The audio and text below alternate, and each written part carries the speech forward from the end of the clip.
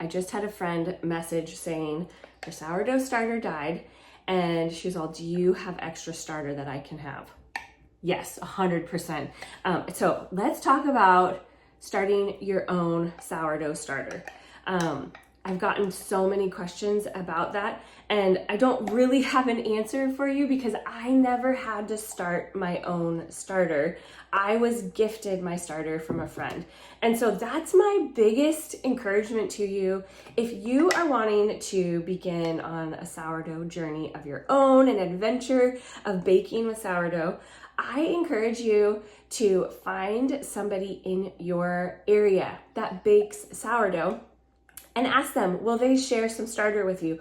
I guarantee that they have extra in their fridge, especially if they're baking a lot. Okay, one little bonus thing. I'm gonna interrupt myself because when I was looking at this video, I thought, oh, you know, if you can't find somebody locally, I found this really great place online. They don't pay me anything for telling you this, but it's called Cultures for Health, and they have sourdough starter kits. And I'm gonna put the link to it in the description below. If you can't find anybody local, get a kit and at least start with the kit. It's gonna give you a much faster start to doing sourdough than trying to start your own starter. You can, of course, start your own starter. It's just a little bit longer of a process. So click in the description below for that link. Even though I don't try to have extra discard, there's some weeks that I just make too much starter and I don't end up having time to really use it.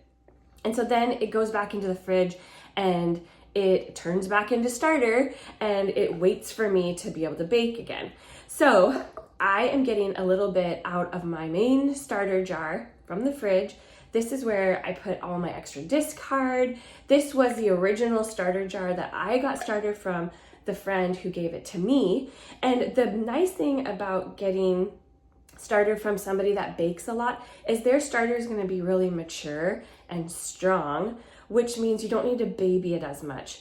It means it can live in the fridge all of the time and you can just take out the portion that you want to bake with. Now, I did not use mine for the last week and a half-ish. It's probably been more than that. It's been a little while, but there was liquid on the top. There's hooch on the top and I'm mixing it back in. And I know that there's lots of different ideas on what to do with the hooch on the top. I like to mix it back in. Part of that is because the person who taught me how to make sourdough, that's what she always did. Now, if that hooch gets really, really dark and it starts getting pink or green or it stinks, then your sourdough starter has died. There's bad bacteria in there. Don't use it, okay? The reason I like to mix the hooch in, though, is because that's part of the hydration. That's part of the liquid from your starter. So if you pour the hooch off, if that hooch bothers you and you pour it off, you're not going to do anything wrong to your starter per se, but it is going to get really, really thick. So you might need to add some water back to it to get it to be a nice consistency.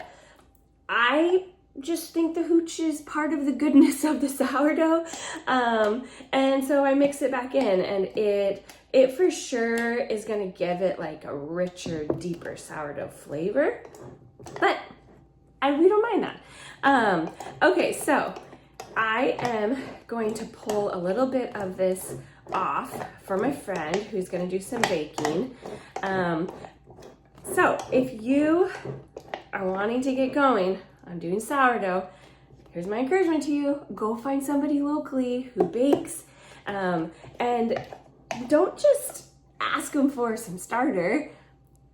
Become sourdough buddies, because every climate and every area affects sourdough different. It's not like doing yeasted bread. Maddie's home from school. Oh my gosh. Maddie's coming home from her class.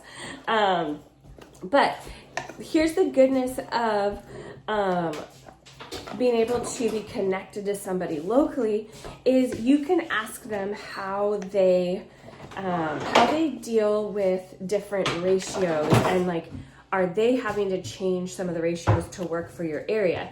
So when I share ratios for how we're baking, this is what works for us here in the Pacific Northwest. We live near Seattle, and our ratios are going to be slightly different than your ratios because if you're at a different elevation, what? You guys, she's eating candy for breakfast. Oh my word. Okay, what's happening over here? I'm making breakfast. Okay, she's getting real breakfast. Basically, the goodness of knowing somebody in your area is that you're going to be able to like reach out to them and be like, oh, my sourdough's super sticky when I made this recipe. Do you do anything different with yours? And so then you'll have a sourdough buddy.